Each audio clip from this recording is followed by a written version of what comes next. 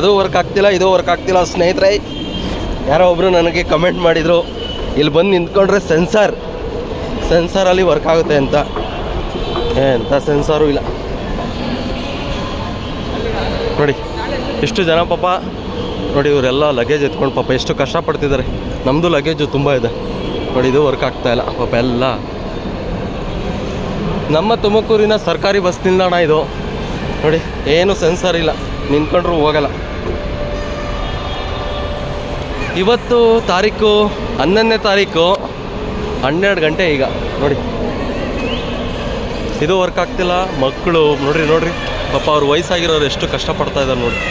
ಮತ್ತು ಇಲ್ಲಿ ನೋಡಿ ಪಾಪ ಇವರು ನೋಡಿ, ಅದು ವರ್ಕ್ ಆಗ್ತಾಯಿಲ್ಲ, ಇದು ವರ್ಕ್ ಆಗ್ತಿಲ್ಲ ಸ್ನೇಹಿತರೆ.